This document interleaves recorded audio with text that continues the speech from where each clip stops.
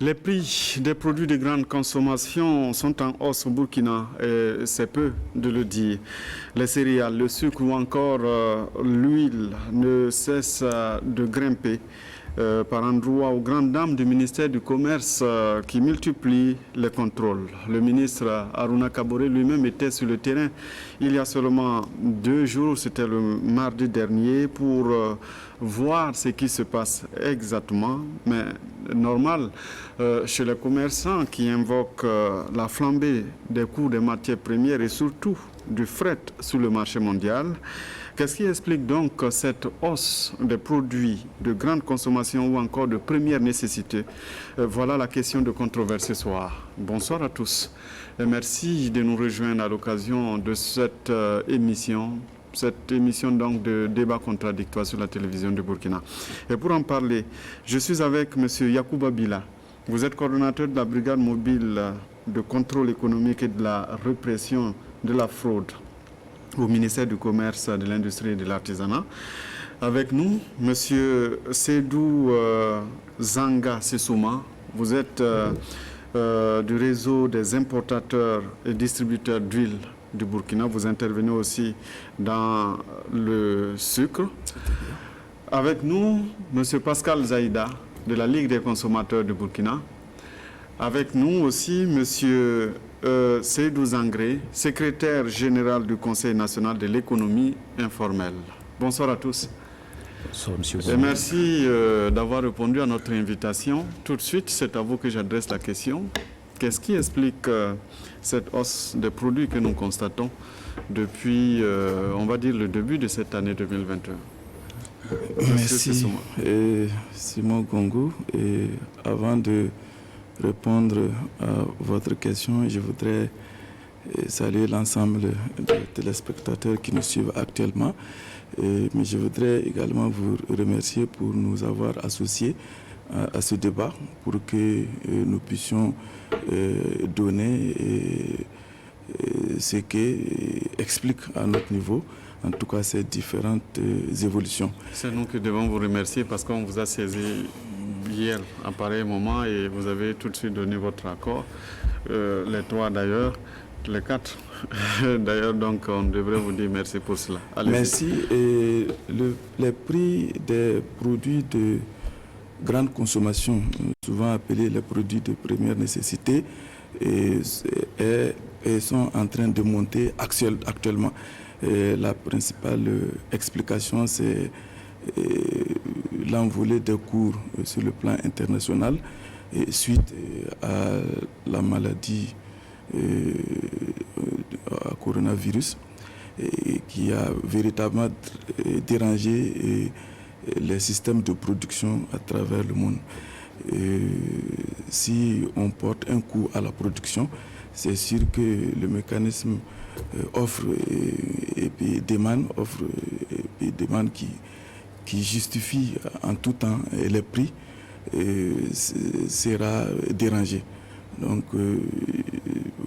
à notre niveau et à l'achat, nous avons les prix sont passés en tout cas d'un niveau raisonnable à un niveau en tout cas exagéré aujourd'hui et c'est le prix à l'origine est très important dans le calcul et en tout cas du prix de revient de la marchandise. Donc après tout cela, il y a le transport et les frais d'approche qui ont connu également une augmentation. Et ça veut dire que c'est la structure même du prix des produits qui se trouve aujourd'hui dérangée. Alors, c'est-à-dire que à l'origine, lorsque vous allez commander, il y a augmentation. Sur le transport, il y a augmentation. Et M. Bila, vous dites qu'il n'y a pas de raison que le prix augmente parce qu'il y a des prix qui sont régulés dans le pays. Et donc, du jour au lendemain, on ne peut pas augmenter les prix sans concertation. Merci, Monsieur Gongo. Merci de nous recevoir sur le plateau de controverse pour échanger d'un sujet aussi important pour la nation. Alors, pour revenir un peu dans le contexte, il faut dire que cette situation provient en fait de causes exogènes, et notamment la maladie à coronavirus, comme il a si bien dit, qui a entraîné en tout cas l'augmentation des coûts des matières premières, mais aussi du fret international.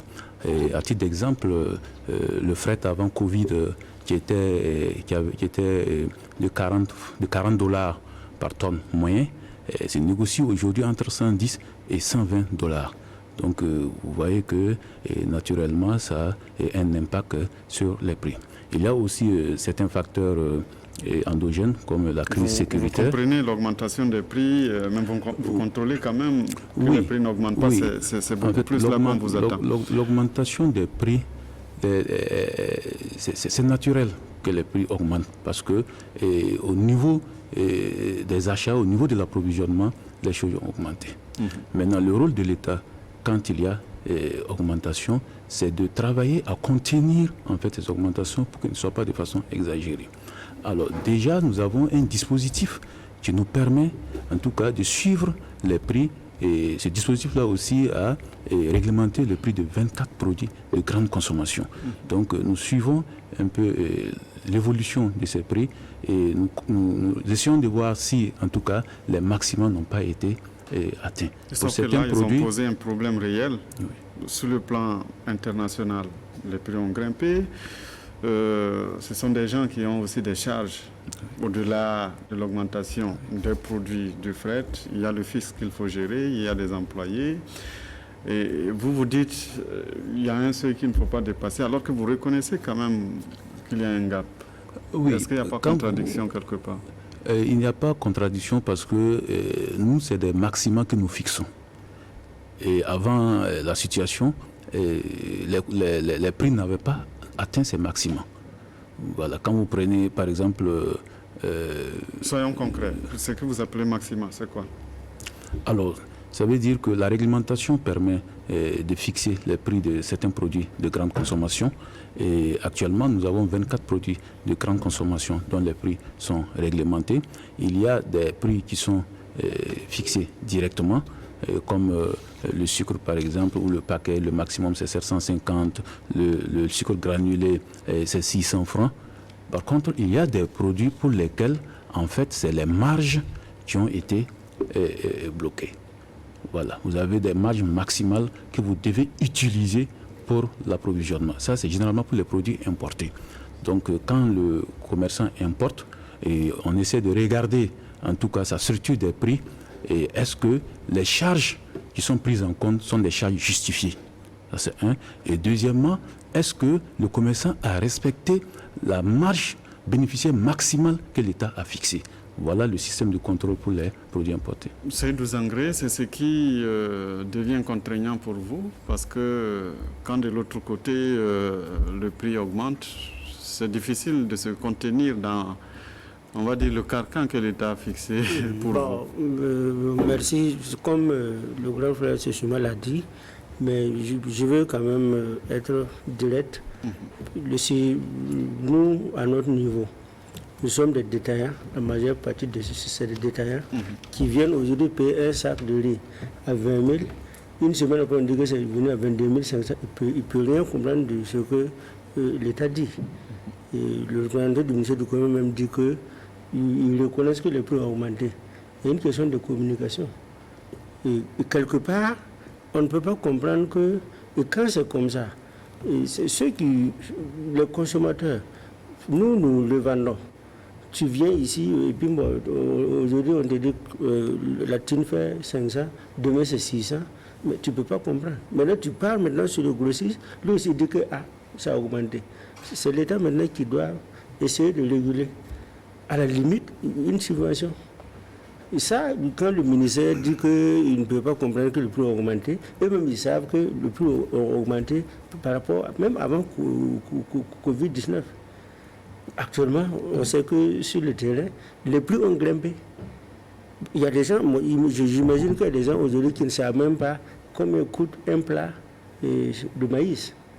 Et pourtant, c'est des produits de première nécessité. Donc, vous comprenez un peu. Il répond. Monsieur Bila. Alors, je reviens sur en fait, le système de réglementation des prix.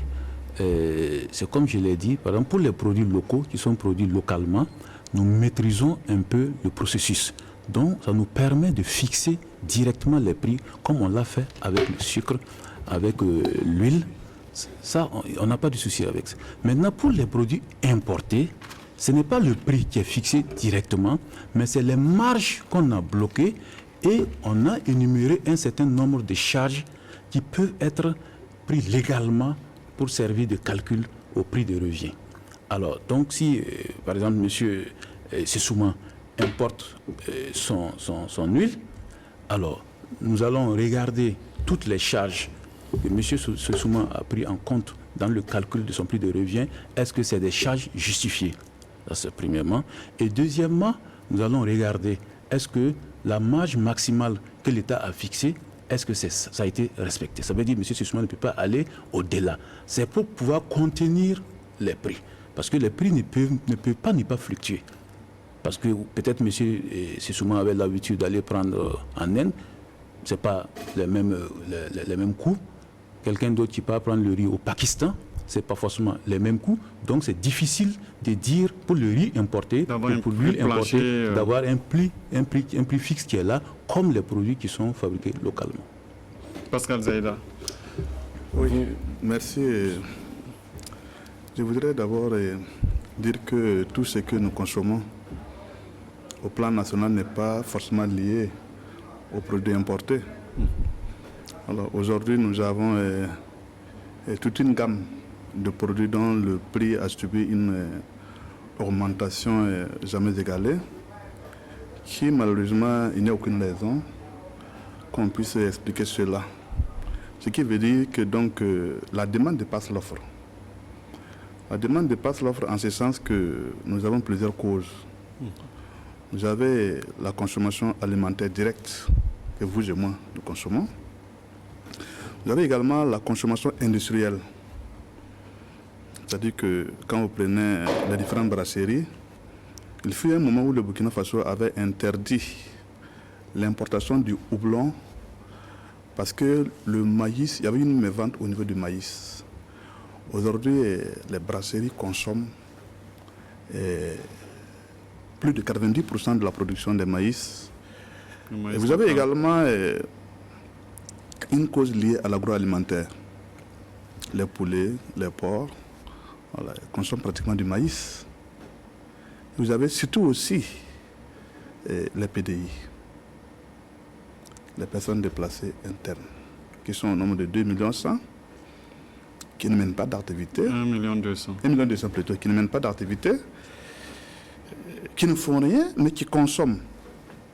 Donc, il y a un ensemble de problèmes et de mots qui nous demandent aujourd'hui où est la responsabilité de l'État. C'est vrai que de par le passé, il y avait une rencontre tripartite, gouvernement, consommateurs, commerçants, pour fixer les prix des produits de grande consommation dès la sortie d'une saison. Mais je me pose la question, si toutefois il n'y a plus ce cas de concertation, ça veut dire qu'il n'y a même plus de produits. Même plus de produits. Et quand vous prenez la chaîne, vous avez l'abondance, la cherté et ce qu'on a aujourd'hui, la disponibilité. Alors, je voudrais arriver oui, à quelque chose qui est très important. Oui, Notre problème, c'est que quand on ne parle même pas d'abord de produits importés tels que le riz ou l'huile, est-ce que ce que nous-mêmes nous produisons ici, là, est-ce que nous avons ça pour pouvoir nous satisfaire? Non. Quand on rentre maintenant dans les questions liées aux produits importés tels que le sucre, l'huile ou le riz, là également on entre dans un autre volet. C'est pour vous dire que le Burkina Faso a atteint un niveau où il n'y a même pas une disponibilité des produits de grande consommation. C'est une réalité. Les stocks que nous disposons là, ça n'existe pas. Il n'y en a pas. Alors, le ministère du Commerce a pris une mesure, rien que hier, pour dire qu'à partir de 7 juillet, alors, il est interdit d'exporter le mil, le maïs. Ça, c'est une mesure qui date de 2019. Non, c'est hier, 7 juillet. Qui a été réactivé. Il va vous répondre dans tous les cas. 7 juillet. Ouais. Nous sommes dans un espace CEDEAO. Vous avez le Ghana qui nous fournit du maïs, généralement ça arrive en août. Vous avez la Côte d'Ivoire qui nous fournit de la kéké. Vous avez le Nigeria qui nous fournit du sorgho. Alors, est-ce qu'on a tenu compte de toutes ces mesures-là pour pouvoir, n'est-ce pas, prendre cela? Monsieur Bilan. Donc, c'est pour vous dire que nous sommes arrivés à un niveau, il faut qu'on accepte et on se comprenne qu'il y a un sérieux problème. Le stock de sécurité alimentaire que le Burkina Faso devrait disposer, à l'heure où nous sommes, est-ce que le ministère du Commerce peut nous donner des statistiques réelles? Au-delà de ça, ça ne devrait pas être le ministère du Commerce, y compris le ministère de l'Action sociale. Est-ce qu'on peut avoir des statistiques qui peuvent nous dire que lorsque ces différents pays aussi, s'ils prennent des mesures, qu'est-ce que nous pouvons faire pour faire face à nos besoins alimentaires? Alors, il va répondre. Merci, M. Gongo. Alors, je voulais rectifier quelque chose par rapport au communiqué de M. le ministre de l'Industrie, du Commerce et de l'Artisanat. Alors, je pense que c'est un communiqué de rappel. Sinon, la délivrance des ASE est suspendue depuis.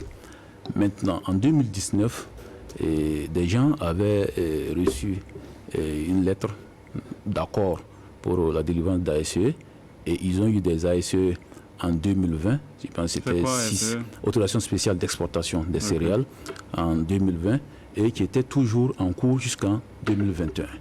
Alors, donc, le communiqué rappelait en fait qu'il n'y a plus de délivrance d'ASE, mais suspendait en même temps les ASE qui étaient en cours.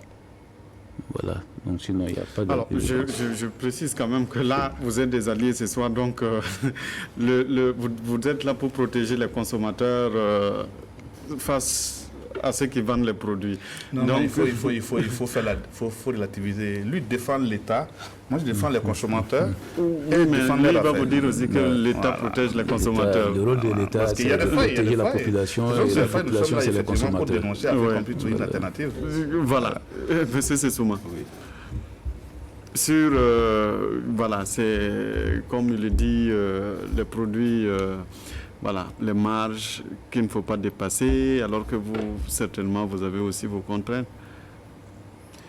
Oui, c'est vrai. Et effectivement, l'État intervient par la réglementation des prix en fixant, en tout cas, des plafonds à ne pas dépasser pour les produits nationaux, tels que le sucre et l'huile. Là, les prix sont déjà connus de tous et c'est un prix maximum. On appelle paiement le prix maximum à ne pas dépasser. Donc c'est un prix qui est déterminé à l'avance et normalement tous les grossistes doivent marquer ce montant-là sur les factures qu'ils délivrent à leurs demi-grossistes. Quelle que soit la situation. Quelle que soit la situation, pour que effectivement ce prix soit respecté et au cours en tout cas de la distribution du produit. Et ce prix, comme il l'a dit, c'est un maximum.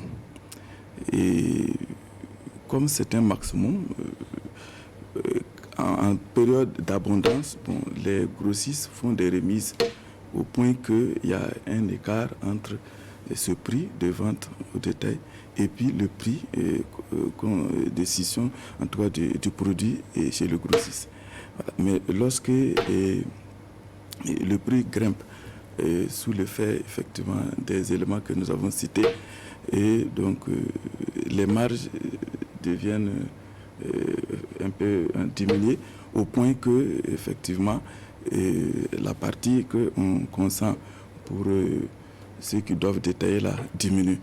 Mais le ministère intervient toujours pour le cas effectivement des produits nationaux pour que ce prix soit respecté. Mais pour le cas des produits d'importation, effectivement, là-bas le système est dynamique. C'est chacun qui calcule son PVMA, son prix maximum à ne pas dépasser après chaque importation. Lorsque le processus de l'importation arrive en magasin, c'est-à-dire depuis la commande jusqu'à l'arrivée de la marchandise dans nos magasins, il y a un certain nombre de charges donc, qui doivent composer la structure du prix. Donc, qui sont le prix d'achat, les frais financiers, les frais d'approche qui sont le transport et puis la douane, voilà, la manutention, ainsi de suite. Tous ces éléments-là donc, sont pris en compte dans le calcul du prix de revient, en tout cas du produit. Et c'est après ça qu'un taux est imposé à l'importateur. Pour le sucre, par exemple, c'est 15% à partir du prix de revient pour déterminer le PVMA. Pour l'huile, c'est 12% donc à partir du prix de revient pour déterminer le PVMA. Donc, vous voyez que lorsque le prix de revient change, donc le PVMA aussi va changer. Voilà, donc c'est ça qui explique les augmentations tous les jours. Parce que, il faut le dire, hein, je n'avais pas voulu donner des chiffres. Parce que, bon, oui, aujourd'hui, les chiffres, c'est pas très bien. C'est donc un conteneur qui quitte la Chine pour arriver à n'importe quel port en Afrique de l'Ouest. Bon, avant Covid, là, c'était autour de $2300. Mais aujourd'hui, un peu avant... un peu avant 2021, on est passé à $5000 le conteneur de 40 pieds. Et enfin, vers mars, avril, on est passé à 9000. Et aujourd'hui, on est à 12 000. Ça, c'est le transport. Donc, alors que chaque pays producteur essaie de protéger un peu sa consommation, et ça fait que les offres à l'international là ont fait que les prix ont augmenté. Donc tous ces éléments mis ensemble font que vraiment, en tout cas le prix sur le terrain ici a beaucoup bougé. Ça fait que bon, on ne croyait même pas que les gens on va pouvoir vendre, mais bon, comme c'est pour tout le monde, finalement on est en train de vendre. Pascal Zaïda, est-ce que c'est le consommateur qui doit payer ça? Je voudrais dire que ça ne regarde pas le consommateur. Ça ne regarde pas le consommateur en ce sens que lorsque vous parlez par exemple de la réglementation des prix, je vais vous prendre un exemple. Le 1er mars 2017, les boulangers ont augmenté le prix du pain de 130 à 150 francs. Et M. Bambara, qui est aujourd'hui le directeur du ministre du Commerce, était le secrétaire général des boulangers de Burkina. Et M. Hugo, qui est le vice-président de l'Assemblée de commerce, était le président. Alors, la rencontre tripartite avec les syndicats, les consommateurs, l'État et les boulangers, on s'est tous accordés à ce que le prix du pain soit limité à 130 francs. Mais par la suite, qu'est-ce qui s'est passé? Le prix du pain est vendu à 150. M. Bilapé nous dit pourquoi, malgré qu'à l'issue de la rencontre, on a décidé devant les boulangers qu'il faut arrêter et limiter le prix du pain à 130 francs. Pourquoi aujourd'hui ils le vendent à 150? Parfois les gens s'en prennent aux associations des consommateurs. Non. Et qu'est-ce qui a été arrêté? Aujourd'hui, peu importe ce que l'importateur subit, nous sommes dans un état normal. L'État est régulé par des règles. Et le consommateur a des droits comme il a des devoirs. Mais j'ai parlé tantôt que nous avons par exemple 2 200 000 déplacés internes dans ce pays. 1 200 000 plutôt dans ce pays, qui ne mènent aucune activité, qui doivent se nourrir. Alors, selon vous, qu'est-ce qu'ils vont trouver comme moyen, comme ressource pour s'approprier d'un élément de base qui est au moins un droit élémentaire garanti par toutes les sources? Donc c'est pour vous dire qu'aujourd'hui, c'est vrai que c'est un jeu entre les importateurs et l'État. C'est-à-dire que c'est le consommateur qui sort perdant. Mais c'est pour cela que nous disons que, quelle que soit la marge, on ne devient pas commerçant qui veut, c'est qui peut. Si vous vous engagez dans ce domaine, c'est parce que vous avez les moyens de votre politique, mais l'essentiel que vous puissiez nous fournir un produit de base qui est un produit élémentaire. Et le ministère du Commerce ne peut pas me dire le contraire. Donc c'est pour cela, quel que soit ce que vous allez justifier comme moyen, quel que soit ce que vous allez justifier comme élément, ça, le consommateur veut avoir un produit de bonne qualité à un prix acceptable et homologué. Monsieur Sessouma. Oui, merci. Je ne sais pas comment je vais expliquer, mais je voudrais dire que pourtant notre pays, les pays côtiers sont venus prendre des exemples ici pour voir comment notre système là fonctionne. Parce que le système en tout cas de régulation des prix et en tout cas de régulation des importations là a bien fonctionné au Burkina Faso ici. Je voudrais remercier le ministère du Commerce. Est-ce que j'en viens. C'est le consommateur qui doit payer par exemple un prix de revient des frais que nous avons supportés. Comment vous voulez qu'on puisse vendre? Le commerce, c'est vendre, et c'est même interdit de vendre à perte. C'est même dans les règles de la concurrence, c'est interdit de vendre à perte. Mais les gens, si à un moment donné, le pays, l'approvisionnement là, diminue, c'est parce que les gens ont peur de payer. Quand les prix montent, ils ont peur de payer. Donc tout le monde se rabat aux produits un peu nationaux ici, qui ont aussi connu une hausse. Parce que l'offre qui était là en début d'année 2021 même, ce n'est plus les mêmes prix. Les prix ont évolué. Parce que, comme vous avez dit, le déplacement, la difficulté liée à l'insécurité, les gens se sont déplacés. Donc là où on produit les matières premières, bon, tout ça s'est dérangé, ça fait que la production même a diminué. Donc tout ça, ça joue sur la production même nationale. Donc, par exemple, la graine de coton, qui est l'élément essentiel dans la production du riz, là, le prix a un peu changé.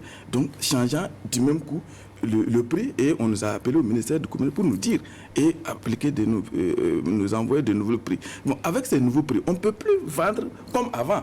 Donc, nous, on est obligé de payer, de transporter et de proposer aux consommateurs un prix qui est raisonnable.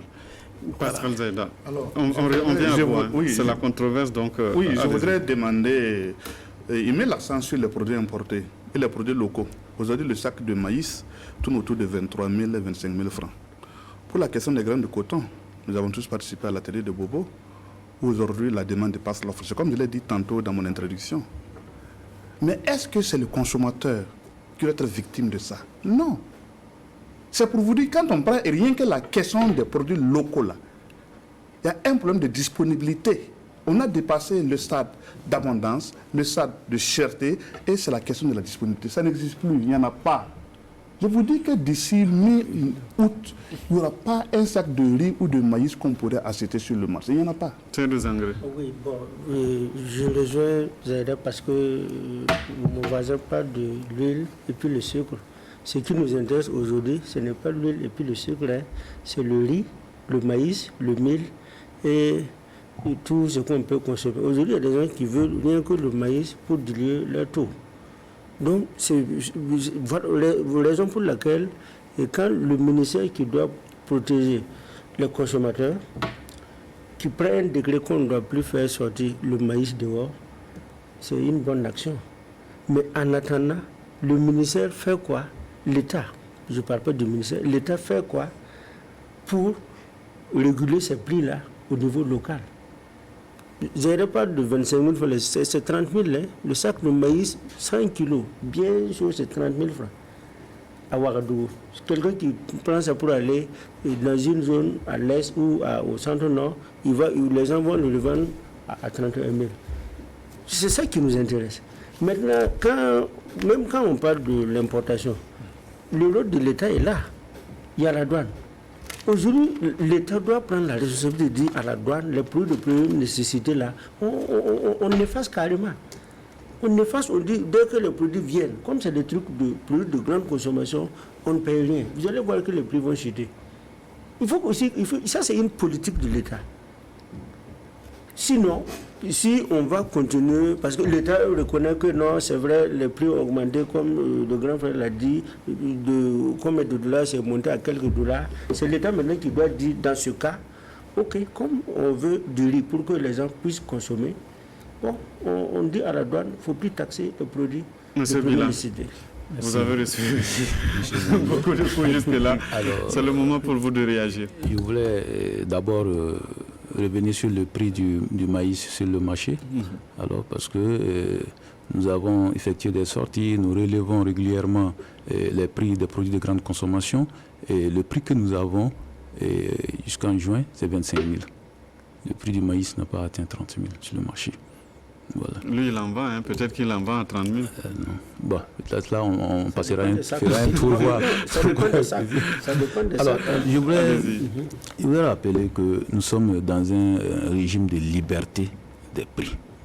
Ça, c'est le contexte général qui prévaut dans la quasi-totalité des pays du monde. Les prix devraient être déterminés par le libre jeu de la concurrence. l'État, qui est garant de la sécurité des consommateurs et autres, prend des mesures pour certains produits pour permettre aux populations qui ont des revenus modestes de pouvoir accéder à ces produits-là. Voilà pourquoi dans notre dispositif réglementaire, on a réglementé 24 produits de grande consommation. On a beaucoup de produits. Et ce sont ces produits dont les prix sont en hausse aujourd'hui. C'est ça l'enjeu du débat. Oui, pour certains. Pour certains, parce quand que... on parle de riz, quand on parle de maïs... oui, quand on parle de riz, c'est normal que les prix évoluent. Mais l'État travaille à contenir. Vous ne pouvez pas empêcher les prix de fluctuer. Il a une proposition concrète qui dit pourquoi l'État, par exemple, ne joue pas sur les taxes. Oui, l'État le fait pour certains produits, mais ne peut pas le faire pour tous les produits. L'État le fait pour le riz 25% brisure, où l'État a abandonné une partie des taxes, des droits et taxes, pour permettre aux populations d'acquérir le riz à 16 000 francs le sac. Alors pour les autres types de riz qui sont importés, là-bas le prix n'est pas fixé comme le riz 25% brisure, mais c'est la marge que l'État a bloquée. C'est un moyen de contenir, de limiter en fait la flambée des prix. Donc on ne peut pas demander à un commerçant qui avait l'habitude d'acheter sa marchandise à 5 000 francs et qui, au niveau international, ça devient 10 000 francs, naturellement, ça va se répercuter. Mais l'État prend des mesures pour essayer, en tout cas, de soulager les populations, comme vous l'avez vu avec la mise en place des boutiques témoins. Il y a des mesures qui sont prises pour étendre ces boutiques témoins sur l'ensemble du territoire national. Il a tantôt parlé... Sauf que ça ne suffit pas toujours parce que le besoin est tellement énorme que... Oui, ça se fait progressivement. Ça se fait progressivement et dans les mois à venir, vous verrez qu'il y aura plus de boutiques qu'on en a aujourd'hui. Monsieur Sessouma, vous dites qu'il faut soit des subventions ou bien, comme il le dit, abandonner certaines taxes pour vous permettre de revenir et de revoir les prix à la baisse. Sinon, la tendance le commande. Les prix iront toujours à la hausse tant que sur le plan international, forcément, il y aura des difficultés. Oui, c'est vrai, puisque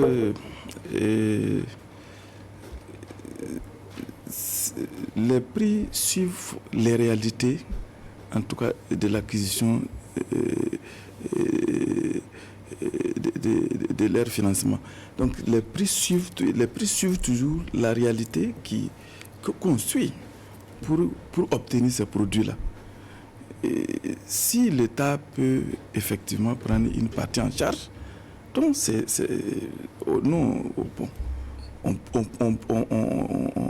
on prend acte. Mais si, à l'étape actuelle, en tout cas si c'est pour faire les calculs et puis fixer les marges, même on ne réussit même pas à fixer les marges qui sont autorisées. Hein. Donc au regard du prix de revient, on se contente seulement de vendre un peu plus que le prix de revient. Donc pour nous, effectivement, pour agir dans ce contexte-là d'augmentation continue, il faut des subventions ou bien, en tout cas, une part de l'impôt qu'il faut laisser. Monsieur Villa. Alors, je voudrais insister sur le fait que nous suivons régulièrement les stocks de produits de grande consommation. Nous avons régulièrement des échanges avec les grossistes pour voir en tout cas la disponibilité des produits. Donc je voudrais sur ce plateau rassurer la population qu'il n'y aura pas de rupture. Alors, pour ce qui est de l'intervention de l'État, je pense que déjà on le fait à travers certains produits comme le gaz, certains produits comme le carburant. Vous avez le riz 25%. Le gaz d'ailleurs qui vient de connaître une augmentation. C'est ça, ouais. 25% brisure. Nous avons introduit un rapport en Conseil des ministres. Nous avons reçu de nouvelles orientations et je pense que dans les jours à venir, de nouvelles mesures, en tout cas, devront être prises. En termes de quoi? De subventions? De quoi exactement? Je pense qu'en temps opportun, en tout cas... Vous ne le direz pas ici parce que c'est l'occasion pour vous de rassurer. Si on fait l'émission, c'est parce qu'il y a quelque part le besoin. C'est ça. Je pense que vous avez suivi avec nous, en tout cas, le rapport, le compte rendu du Conseil des ministres, où effectivement un rapport a été introduit par le ministère en charge du commerce et des orientations aussi ont été données. Je pense qu'en temps opportun, qui de droit le dira. D'accord, on sera dans le langage diplomatique. Seydou Sangaré, en entendant vous dites oui, il faut faire quelque chose. Comme M. Bilal dit que l'essentiel, ce n'est pas la rupture. Il ne faut pas que le prix grimpe. C'est surtout ça. Hier, j'ai suivi le reportage. Vous-même, vous avez constaté que le sac de ciment, vous avez pesé, ça sort de l'usine, on dit que c'est chaud, mais dehors, il y a un problème. C'est pour vous dire que quand je parle que le sac de maïs fait 30 000, je sais pourquoi. Parce que les gens vont aller payer le sac de maïs 100 kilos sur les cultivateurs. Ils viennent à Ouaga ou dans les chefs-lieux de région. Ils chargent maintenant des trucs qui ne vaut rien. Et de ce côté... On va arriver au poids. Okay. Oui. Donc, voilà pourquoi je disais que non, le problème qui nous préoccupe aujourd'hui en tant que détaillant et puis vendeur, ce n'est pas la rupture. Il ne faut pas que demain les prix augmentent. Même si le sac de maïs fait 25 000, je pense qu'il y a 2 ans, on n'a jamais payé un sac de maïs à plus de 15 000. C'est ça notre inquiétude. Voilà la raison pour laquelle je dis, je pense que l'État... Parce que pour vous aussi, c'est une question de survie économique. Si vous vendez le sac à 30 000, c'est sûr qu'il n'y a pas beaucoup de personnes qui sont capables de l'acheter. Les gens ne peuvent même pas acheter. Ouais. Et à plus forte raison, aujourd'hui, c'est la survie. C'est des produits de grande consommation. Quand les gens viennent, tu dis que tu ne peux pas vendre à crédit, c'est un problème. Et on dit même que ça a augmenté. Bon, je ne sais pas comment on va se débrouiller. Et ça ce n'est pas la faute de nos patrons. Hein. J'ai discuté avec des grands commerçants comme M. Sessouma qui disent que non, ce n'est pas de leur faute. Si l'État arrive à détaxer certaines taxes, vous allez voir même qu'il n'y a pas de problème. Je pense que le rôle de l'État aujourd'hui, c'est actuellement, le besoin est là. Zahra l'a dit. Les déplacés sont là. Ça, c'est l'État qui s'occupe directement. Oui, mais ils consomment comment? Les boutiques témoins que vous parlez. Allez-y aujourd'hui dans une boutique témoin. Depuis 48 heures, des gens sont venus me dire que je me suis allé, mais je ne peux pas trouver un sac. On ne peut pas. C'est-à-dire que la demande est plus forte que ce qui est disponible. Oui, ça, c'est une réalité. Quelqu'un qui va laisser aller à 3 h du matin, attendre qu'on vient ouvrir la boutique à 7 h, 8 h. Et il rentre vers 18 h, il n'a même pas trouvé un sac. Donc, déjà, ça cause un problème. Monsieur Villa. Alors, concernant les céréales, je voudrais préciser que nous n'avons jamais connu pareille situation en matière de flambée des prix des céréales.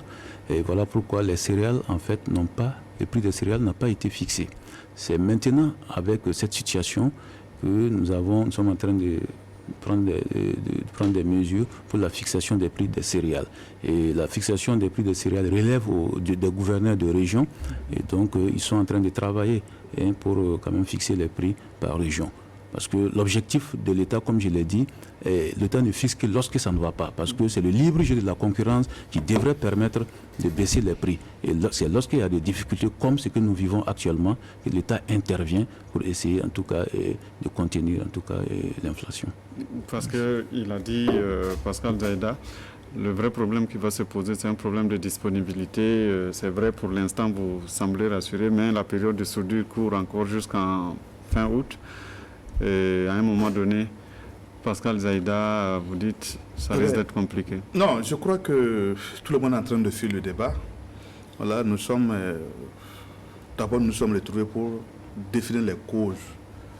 J'expliquais tantôt comment la consommation existe au Burkina Faso. Ce que vous et moi nous consommons, ce que les industries, notamment les brasseries, consomment. Vous l'aviez déjà dit. Oui, mais personne n'en parlait. Parce qu'aujourd'hui, sur le marché, sur le terrain, je peux vous dire avec certitude que est-ce que M. Bilal peut nous donner la quantité réelle des stocks qui existent dans les magasins pour nous sécuriser jusqu'à septembre-octobre?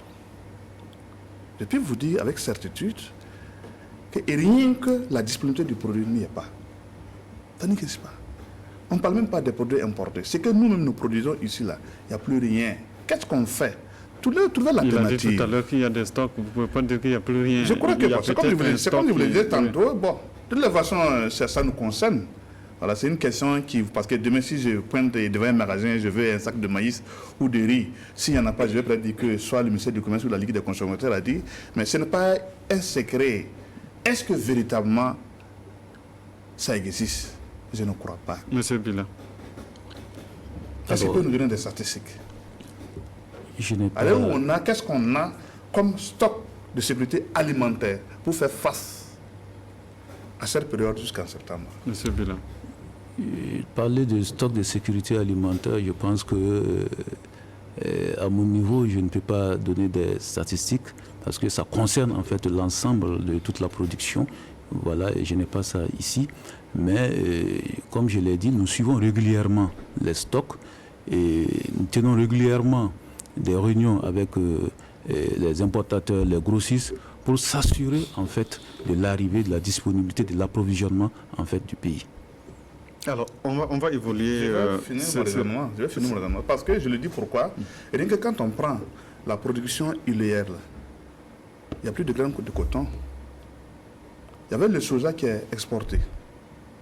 Mais ce que nous avons aussi, que ce soit sur le maïs aujourd'hui est exporté vers le Niger. Ce qui est interdit avec le Niébé. Donc, du coup, on fait face à une pénurie. C'est pour cela que nous disons aujourd'hui, c'est une question qui nous préoccupe. Si vous avez vu qu'en 2006, je crois, il y a eu la question de la vie chère qui est arrivée à la création de la CCVC et le système de régulation annuel des prix des produits de grande consommation. C'est parce qu'à un moment donné, l'État ne pouvait pas faire face. Mais qu'est-ce qu'on fait à l'intérieur? C'est parce qu'à l'intérieur, il n'y en a pas qu'il faut maintenant faire face à l'extérieur. Mais les commerçants font des affaires.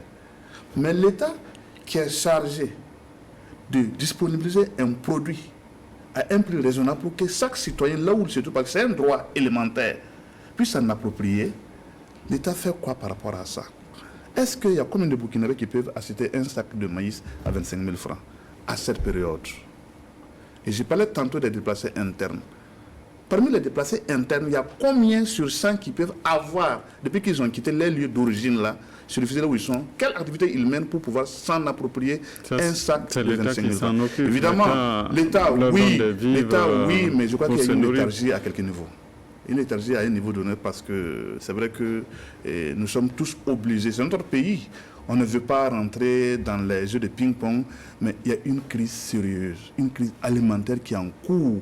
Et l'État ne prend aucune disposition pour faire face à cela. Qu'est-ce qu'on fait?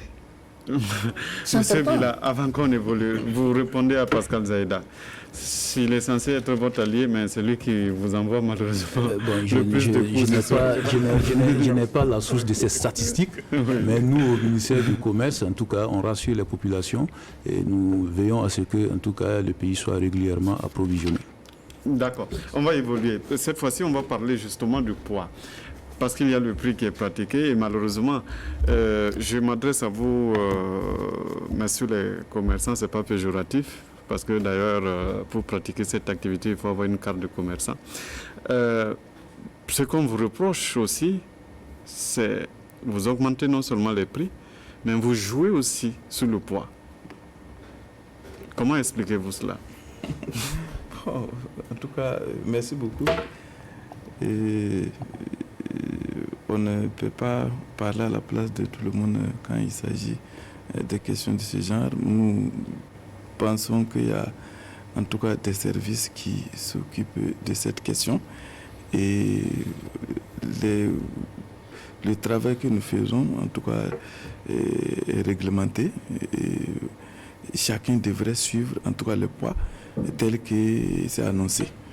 Bon, maintenant, c'est ceux qu'on a pris en train de diminuer en tout cas ces poids-là qui peuvent répondre à cette question. Sinon pour nous, en tout cas lorsqu'on dit un sac de riz 50 kg, un bidon d'huile c'est 20 litres, bon c'est ça que nous on sait et c'est sur cette base que nous fixons nos prix. Donc ces 12 engrais, c'est surtout les détaillants qui sont épinglés dans cette situation. Le problème, ce n'est pas les détaillants. Je pense que la responsabilité est partagée. D'accord. Oui. Vous partagez la responsabilité avec qui? Bon, quand on dit que c'est un sac de 100 kg et qu'on se trouve que c'est un sac de 90 kg, qui l'a enlevé? Ben, peut-être les détaillants, puisque vous même les prenez, détaillants, généralement les détaillants Mhm. n'ont pas de lieu de stockage.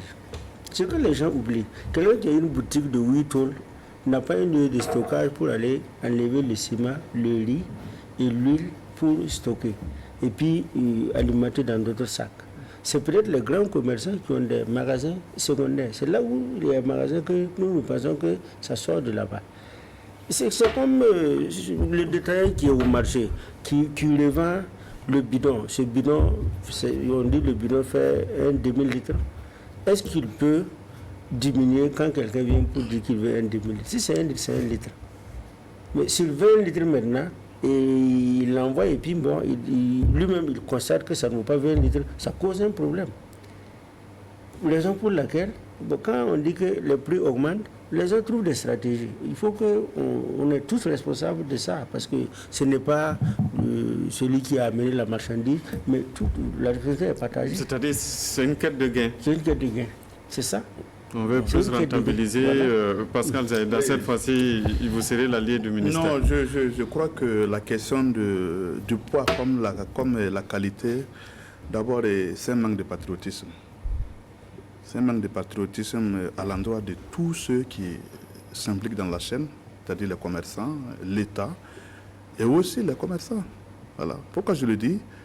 Parce que, alors, en Moro, on dit qu'un kidi a un kidi. Ce qui est interdit là, ça tue. L'État a mis des structures qui sont chargées de réprimer tous ceux qui mènent des activités illégales dans ce domaine. Mais est-ce que l'État peut mettre un agent derrière chaque commerçant pour pouvoir contrôler tout cela? C'est le rôle de l'État. C'est le rôle de l'État. Est-ce que l'individu qui vend ne peut pas peut-être se dire aussi? J'ai dit bien, c'est le rôle de l'État. Voilà pourquoi j'ai ajouté qu'il y a un manque de patriotisme. Okay. Parce qu'un citoyen normal qui veut prendre un sac de 50 kg pour extraire 10 kg et vendre ça au prix normal, il y a un problème. Pendant ce temps, il y a des gens qui sont arrêtés, qui regardent, qui ne dénoncent pas. Mais est-ce que vous-même, en le faisant, en âme et conscience, est-ce que ça va? C'est pour cela que je dis, c'est la responsabilité et la fuite de l'État, d'abord en un premier temps. Et deuxièmement, excusez-moi du terme, c'est vrai que le coordonnateur parlait tantôt de la libre circulation et la concurrence, mais le Burkina Faso a atteint un niveau jamais égalé dans l'Afrique de l'Ouest. Nous sommes la Ligue des consommateurs, nous avons des preuves. Quand on va rentrer dans la question de la qualité, je peux vous apporter des preuves qui montrent que ce sont nos commerçants qui sont en train de tuer les Burkinabés. Nous avons les preuves. Et nous avons attiré l'attention de l'État à plusieurs reprises.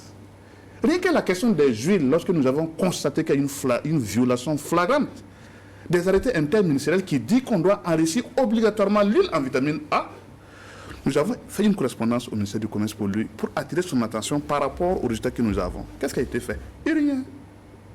Les gens continuent de consommer ce qui n'est pas de qualité. Les gens sont en train de mourir à feu doux.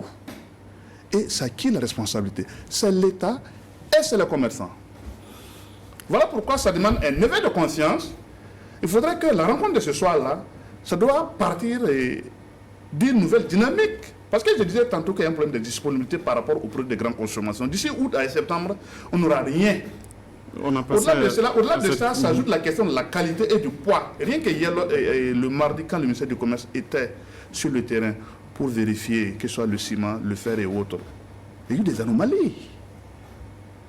Je voyais tantôt dans les journaux où on dit que l'ABNORM a certifié la qualité de telle ou telle qualité, la qualité de tel ou tel produit. Mais si vous faites d'autres analyses contraires, vous allez trouver qu'en réalité le produit est faux. C'est qui la faute? C'est le commerçant et l'État. Alors d'abord, et le consommateur est victime. Qui va vous répondre, Monsieur Bila? Alors, pour ce qui est du poids... De la qualité, on va les aborder en même temps. De la qualité, alors effectivement, par moment, il arrive que lors des contrôles, on puisse retrouver des produits qui ne respectent pas le poids indiqué ou des produits de qualité douteuse. Je pense que l'agence burkinabé de la normalisation de la méthodologie de la qualité, mène régulièrement en tout cas ces genres de contrôle. Et lorsque nous détectons ces situations, je pense que ces contrevenants en tout cas sont sanctionnés conformément au texte en vigueur. Alors il y aura toujours des gens qui vont se mettre en marge de la réglementation. C'est pourquoi les structures de contrôle sont permanentes et mènent régulièrement des contrôles. Voilà, le monsieur qui est dans son magasin dans la périphérie de Ouaga en train de, si vous ne dénoncez pas, comme vous l'avez si bien dit, ce n'est pas des contrôleurs qu'on va poster à chaque point de rue qui pourront en tout cas détecter ça. Donc ça demande la collaboration de tous pour qu'on puisse venir à bout du phénomène. Alors pour ce qui est le cas des huiles, je voudrais préciser que l'ABNorm publie régulièrement la liste des huiles autorisées à être commercialisées. Combien de Burkinabés peuvent le savoir? Oui, mais c'est publié un peu partout. Hein, c'est publié. Il faut savoir lire, il faut pouvoir... Non, de toutes les façons, quand vous n'avez pas, en fait, quand vous n'avez même pas ça, vous ne pouvez pas vendre. Ok. Voilà, vous ne pouvez pas vendre. Sauf que ça se vend. Et maintenant, oui, c'est comme je l'ai dit, il y a le phénomène de la fraude, il y a voilà, des individus mal intentionnés. On aura toujours ces situations-là dans nos États et donc les structures travaillent en tout cas à traquer ces individus-là.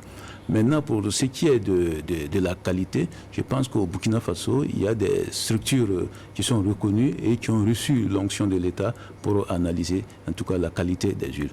Maintenant, si des individus peuvent aller prélever des huiles et dire que ce n'est pas bon, je ne sais pas sur quelle base ils disent que ce n'est pas bon, alors qu'il y a des conditions de prélèvement et même l'huile qui est importée ou qui est produite et qui est déjà certifiée de bonne qualité peut changer au cours du stockage. Les conditions de stockage peuvent changer la donne. Donc je pense qu'en la matière, il y a des structures spécialisées et faisons-leur confiance, laissons-leur faire le travail et je pense qu'on gagnera en tout cas. Monsieur, il y a un manque de patriotisme parce qu'effectivement... Merci. Allez-y, oui. Je voudrais dire que lorsque un demi-grossiste ou un client paye un produit et qu'il voit que le poids n'est pas le poids exact, pourquoi il l'amène? Parce qu'il n'a peut-être pas le réflexe tout de suite de contrôler sur place. Un sac de 50 kilos ou bien un bidon d'huile de 20 litres. Et le niveau, c'est pas ça, mais il part avec ça quand même. Je pense que ça aussi, c'est une responsabilité. Parce que pour nous, lorsqu'on dit que donc, un sac, c'est 50 kilos, bon, c'est 50 kilos. Il ne faut pas payer lorsque vous trouvez que ça ne vaut pas 50 kilos. Parce que pour nous, il n'y a pas de sac qui sort, en tout cas de nos magasins, si ce n'est pas à 50 kilos. Maintenant, pour les questions de la qualité, bon, même il y a la Grappe Hydrolite de Bobo qui a contacté notre réseau. Bon, elle se plaignait du fait que bon, les importateurs ne payent pas souvent leurs produits, alors que c'est la clientèle qui oriente un peu les commandes.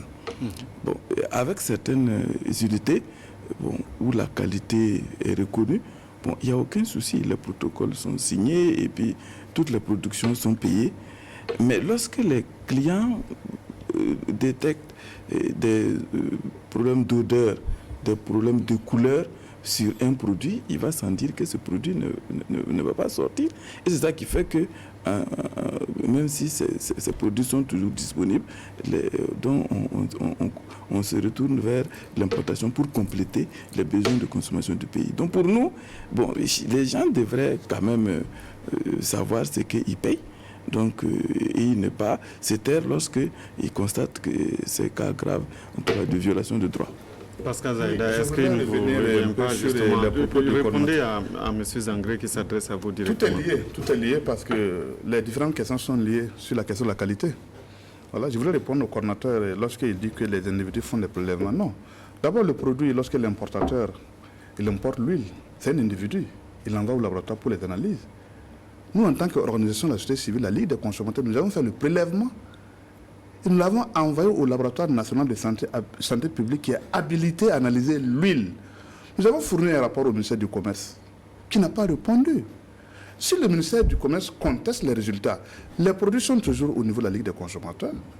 Évidemment, le ministère peut venir faire son contre-expertise, et puis on va nous dire, est-ce que ce que nous avons fait est bon ou c'est mauvais, ou du moins, voir, mais pourquoi sur 13 échantillons prélevés, il y a 5 qui ne répondaient pas aux normes exigées. Au-delà des 5, il y a 2 également qui avaient une présence d'acidité, d'acide élevée.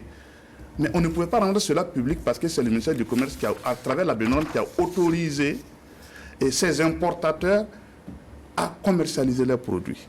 Voilà pourquoi nous avons tout simplement adressé le rapport au ministère du Commerce pour leur demander de réagir. Maintenant, quant aux autres aspects... Il réagit d'abord. C'est comme je l'ai dit, le prélèvement, il y a des conditions de prélèvement. Alors, une huile peut être de bonne qualité à l'usine et les conditions de stockage et de conservation vont dégrader en fait le contenu. Sauf que c'est ce qui est stocké dans la boutique du quartier et qui sera consommé par les consommateurs. Oui, mais voilà pourquoi la BNORM régulièrement fait des prélèvements, que ce soit au niveau du détail ou au niveau du gros, pour les analyser.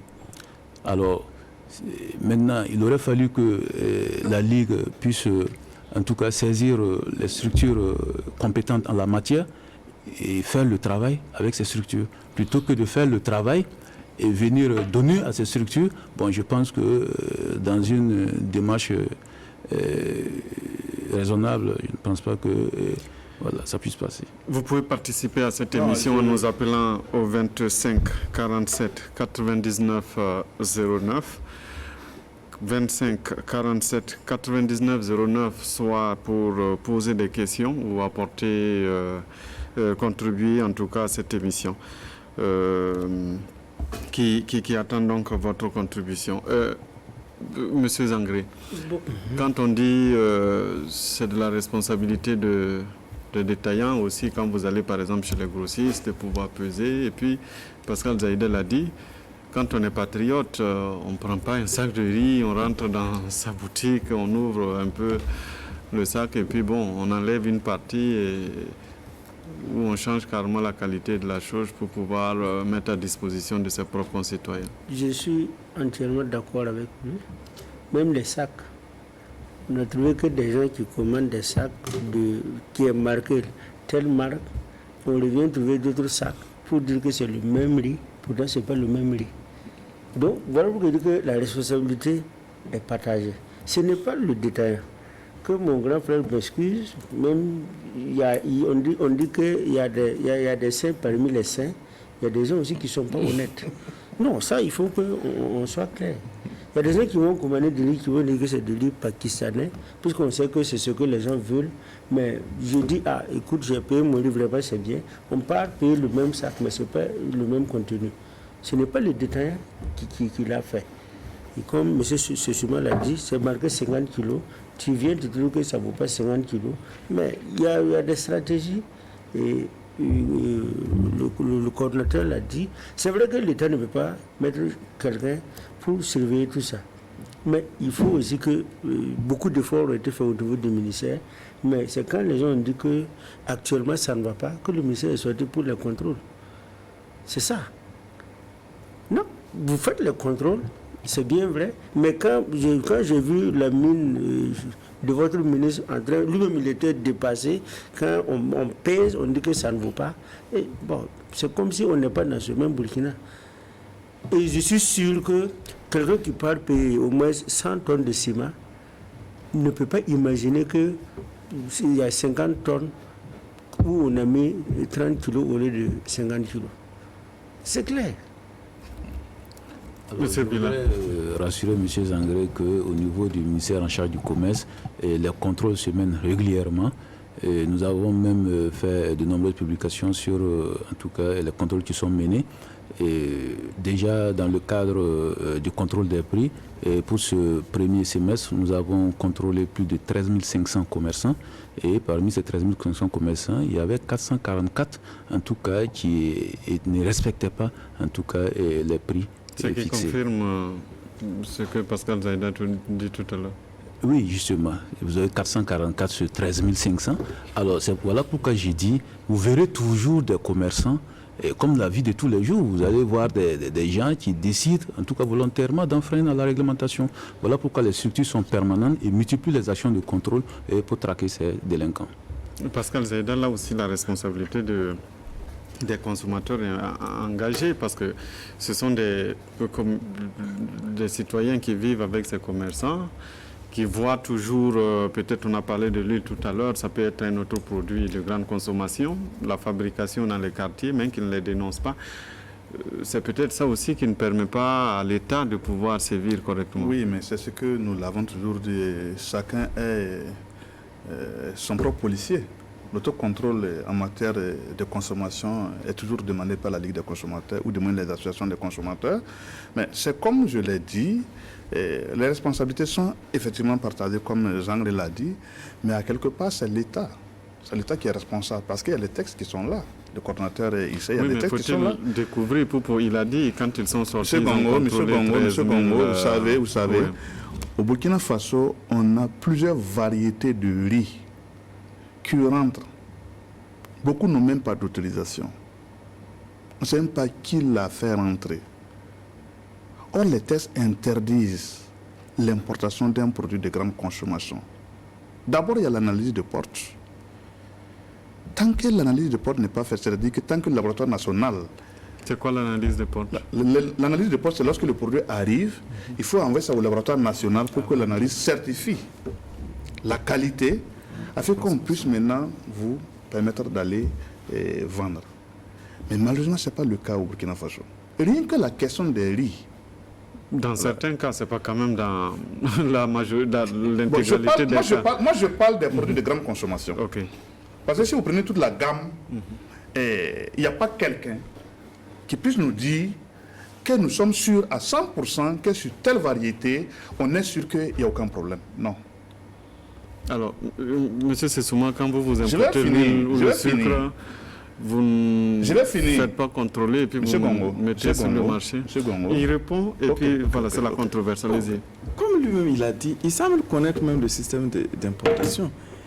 Lorsque on engage une importation, il y a d'abord la DPI, il faut une proforma, il faut la DPI. C'est quoi la DPI? La déclaration parce préalable que les citoyens qui vous suivent ne sont pas censés. Il y a la déclaration préalable d'importation. Il y a le contrôle du laboratoire. Tous ces documents-là ce sont les étapes, en tout cas, d'un produit à l'importation. On fait la proforma, il faut d'abord, après la proforma, c'est l'autorisation, après l'autorisation, c'est l'importation. Mais lorsque le produit entre, il y a le laboratoire qui fait l'analyse et qui délivre un document. Vous analysez. C'est analysé. Je voulais que vous répondiez à ça avant qu'il poursuive. Puisque chaque fois qu'il y a des contrôles, on nous demande tous les documents qui sont nécessaires pour la circulation du produit. Vous le faites, Pascal Zaïda.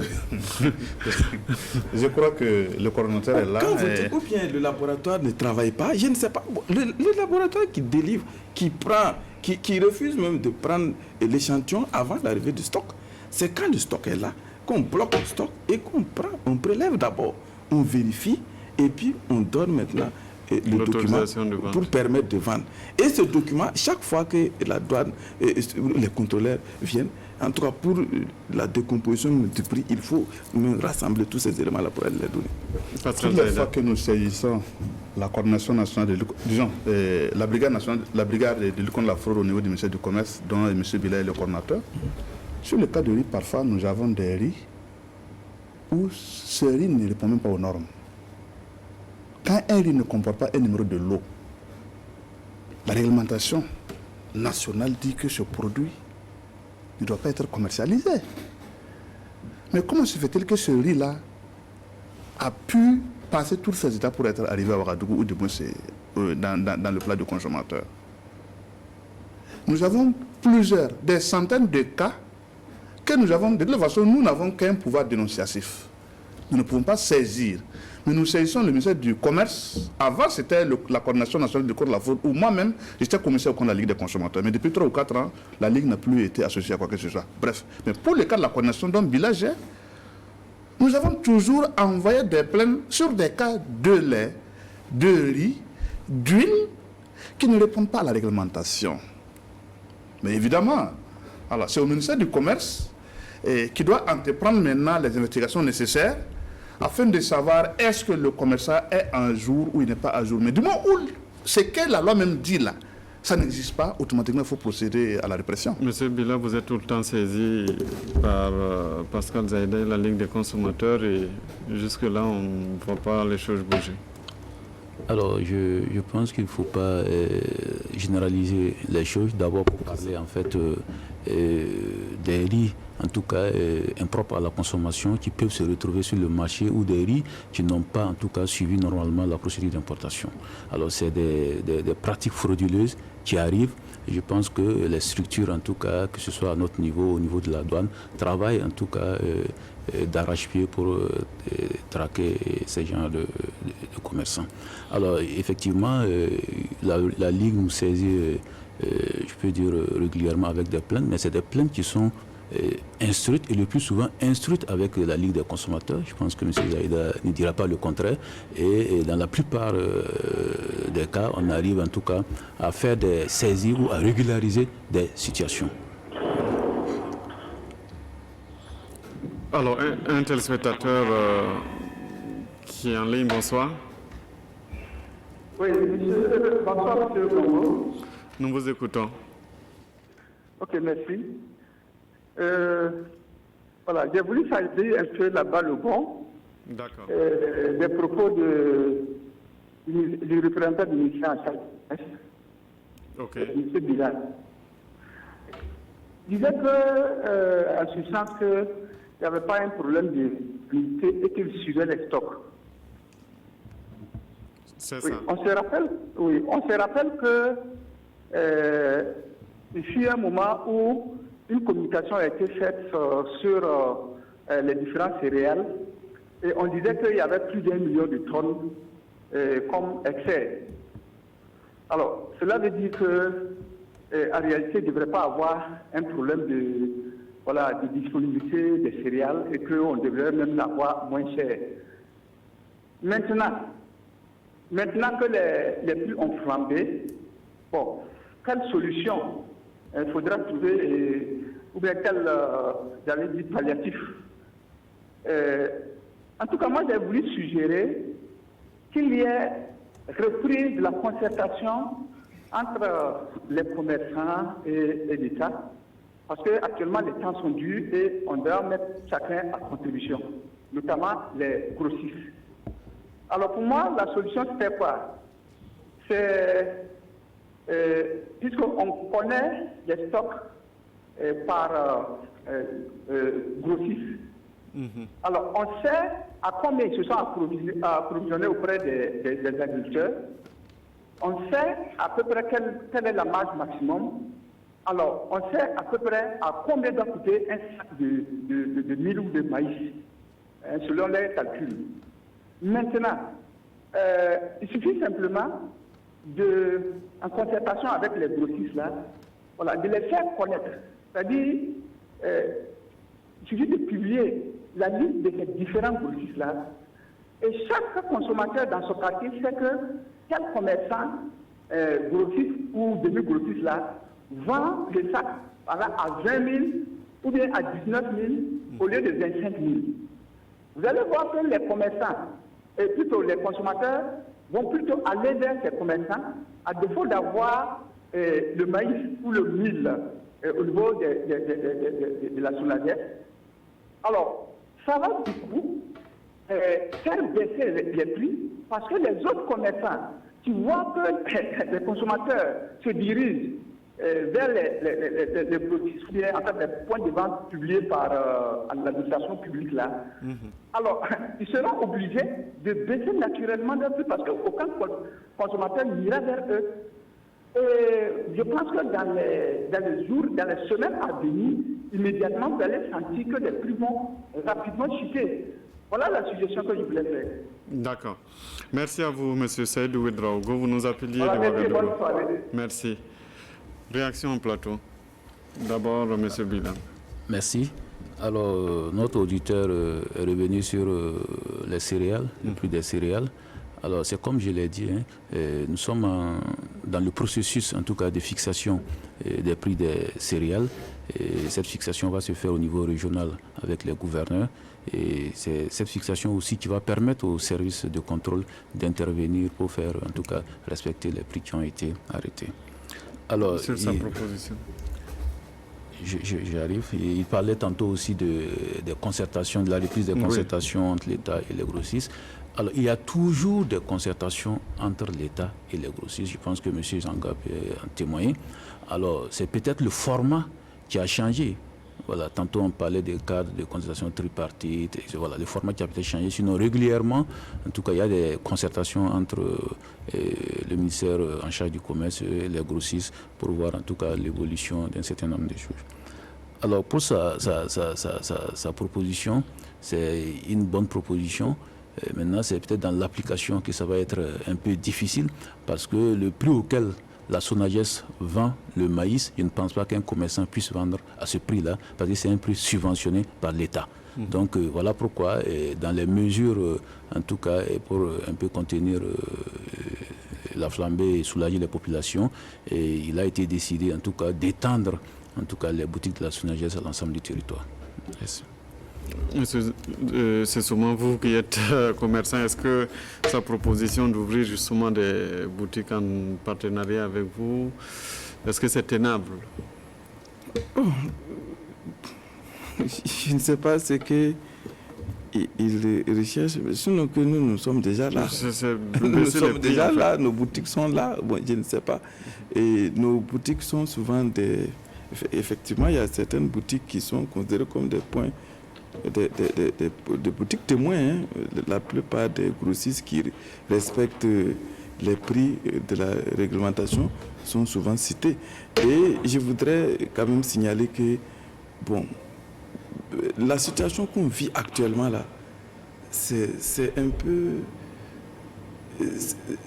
C'est différent. Hein. Parce avant de revenir, on va prendre un téléspectateur qui est en ligne. Bonsoir.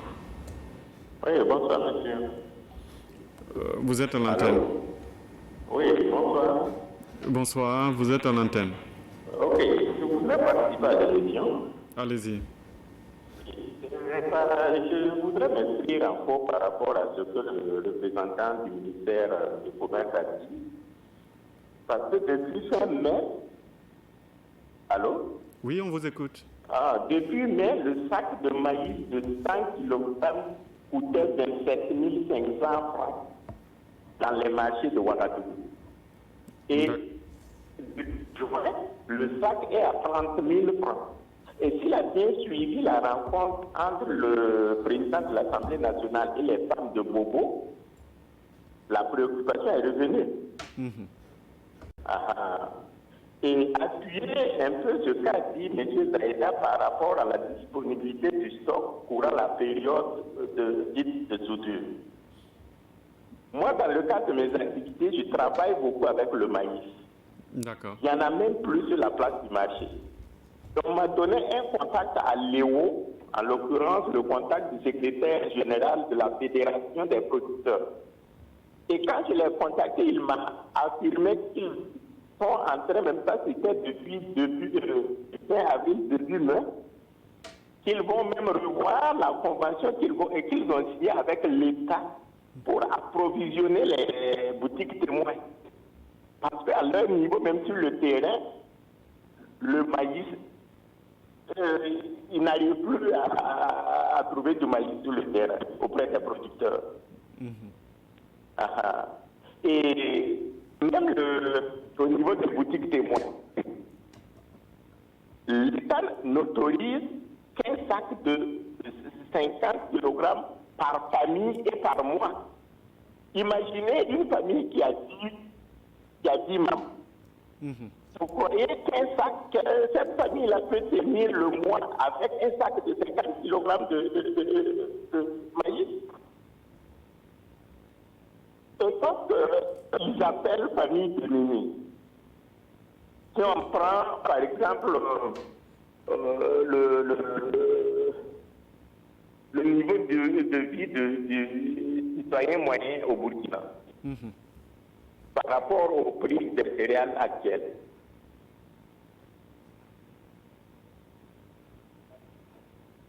J'en ai fini. Merci. Merci beaucoup, Monsieur Yacouba Traoré. Vous nous appeliez de Ouagadougou. Monsieur Bila, encore vous, vous êtes interpellé. Alors, c'est pour revenir sur le prix, voilà, du sac de 27 500 en mai, aujourd'hui 30 000, et il semble bien être dans le domaine parce que... Oui, les prix, c'est comme je l'ai dit, les prix fluctuent. Okay. Et le prix moyen est à 25 000 francs le sac pour le mois de juin. Voilà les relevés de nos services en charge des stocks qui font régulièrement. Le prix moyen. Le prix moyen. Des prix oui, qui justement, sont les prix varient endroit. en fait. Vous avez des localités où ça ne vaut pas. Okay. Voilà, où ça ne vaut pas les 25 000. Vous faites la moyenne. Voilà. D'accord. Sur le stock. Alors, c'est comme je l'ai dit, au niveau des céréales, ce qu'on a un peu constaté et qu'on est en train en tout cas de renforcer en tout cas les contrôles à ce niveau, c'est la spéculation. Okay. Voilà. Vous avez des commerçants qui emmagasinent des stocks à des fins spéculatives.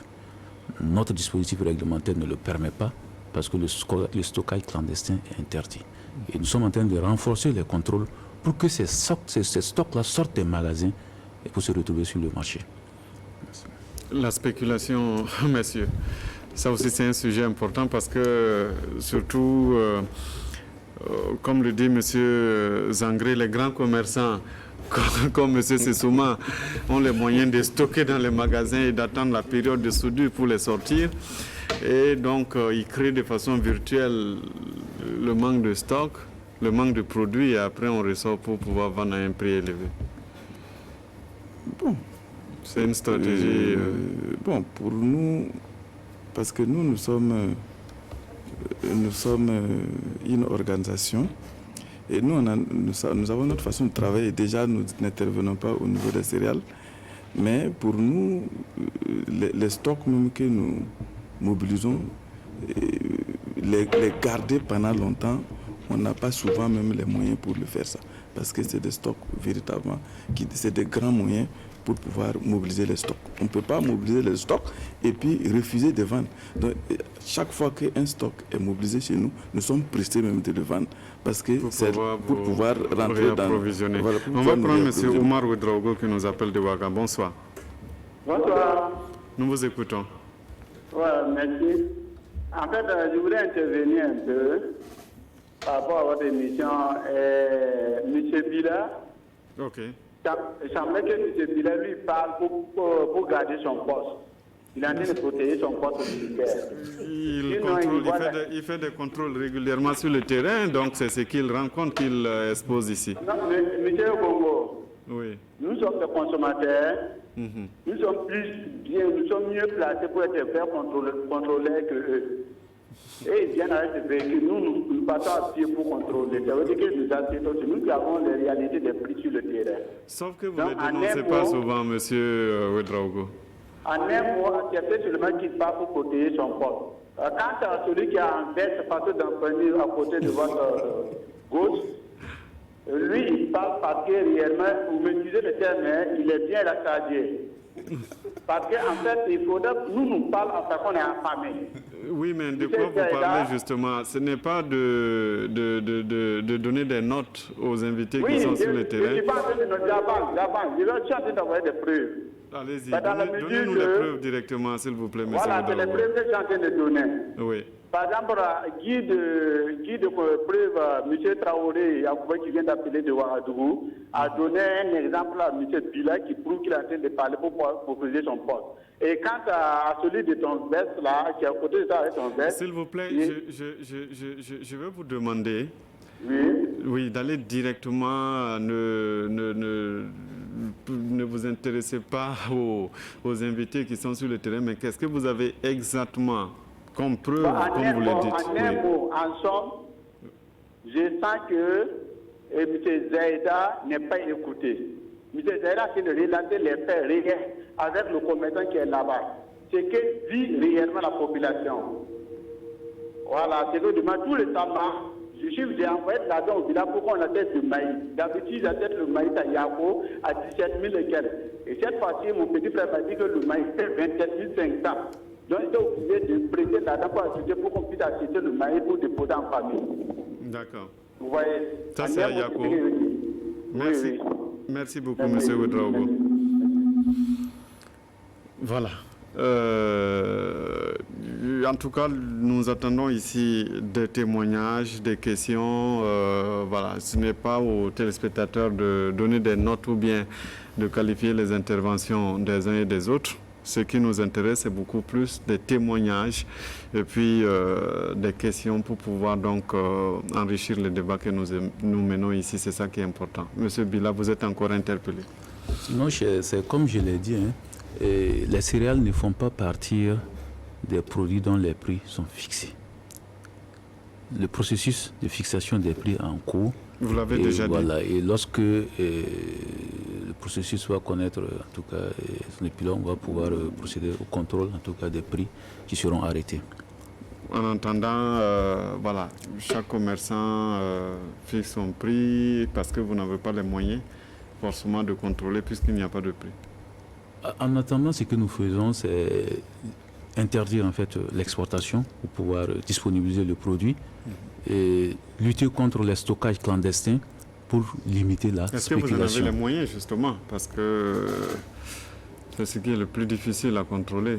Il faut savoir déjà que c'est stocké et pouvoir les avoir. Justement, voilà pourquoi nous appelons en tout cas la population à collaborer, en tout cas mettre à notre disposition les informations nécessaires pour qu'on puisse intervenir.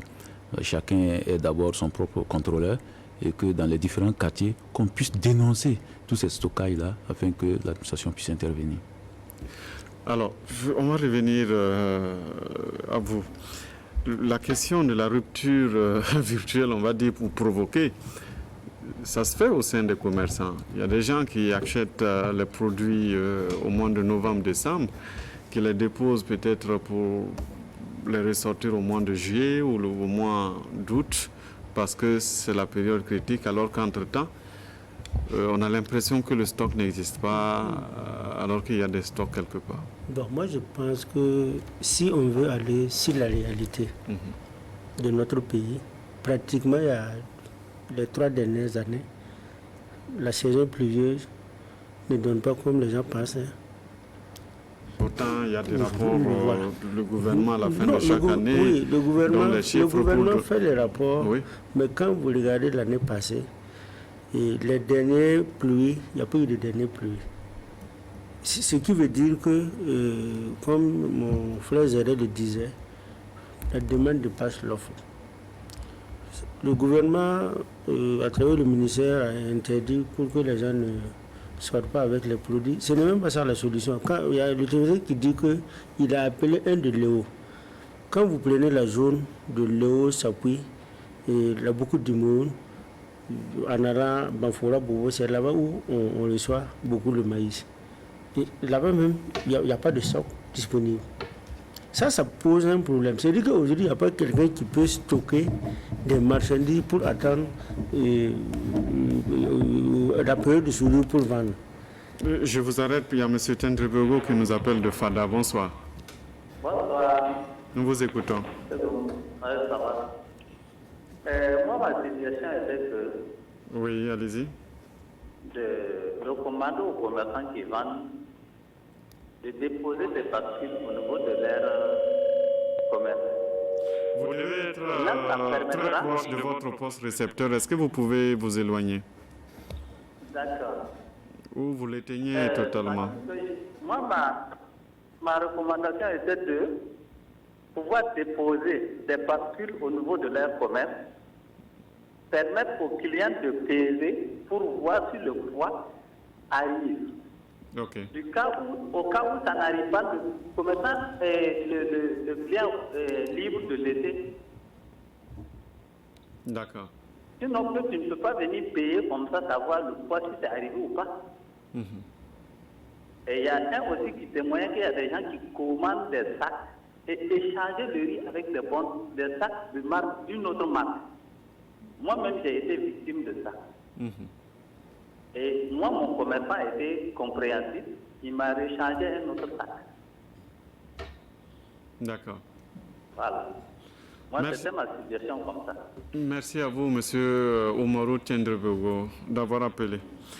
Merci. Monsieur Sessouma, vous dites il revient aux demi-grossistes, aux détaillants de vérifier, aux consommateurs aussi, mais il faut leur donner les moyens de vérifier. Monsieur Tiendrebego dit qu'il faut que chaque commerçant dépose une bascule, une balance devant la porte. Justement, quand les contrôleurs viennent chez nous, c'est nos moyens de peser là qu'ils utilisent pour peser. Lorsqu'ils viennent, donc, ils vérifient d'abord notre bascule, si ça c'est bon d'abord, avant de vérifier les stocks qui sont là. C'est comme ça que ça s'est passé lorsque le ministre a fait une sortie à Boubou. Nous, on était à Ouaga ici. Mais lorsqu'ils sont passés de façon inopinée dans nos boutiques, là, ils ont vérifié, ils ont contrôlé les sacs. Et je ne sais pas si vous étiez là, mais ils ont trouvé que c'est bon. Voilà. Donc, je pense que les uns et les autres doivent être sensibilisés sur ce qu'ils payent. La plupart du temps, les gens ne vérifient même pas les dates d'opération qui figurent sur le produit. Alors que, bon, il peut arriver qu'un produit soit périmé, mais il faut déjà vérifier tout ça. Mais si les gens ne peuvent pas vérifier, c'est pas tout. On n'est pas en train de dire que ces pratiques n'existent pas sur le terrain, mais c'est la contribution de tout le monde qui doit permettre effectivement de régler la question. Pour régler la question. Merci à tous d'être venus ce soir. Monsieur Yacouba Bila, vous êtes coordonnateur de la brigade mobile de contrôle économique et de répression des fraudes au ministère du commerce, de l'industrie et de l'artisanat. Monsieur Seydou Zanga Sessouma, vous êtes du réseau des importateurs et distributeurs de l'huile. Vous intervenez aussi dans le domaine du sucre. Monsieur Pascal Zaïda, vous êtes de la Ligue des consommateurs. Et puis monsieur Seydou Zangré, vous êtes du Conseil national donc, de l'économie informelle. Merci d'être venu. Merci à toute l'équipe technique, à Fousseni Kindo et tous ceux qui ont aidé à préparer et présenter cette émission. Bonne suite de programme sur la RTB.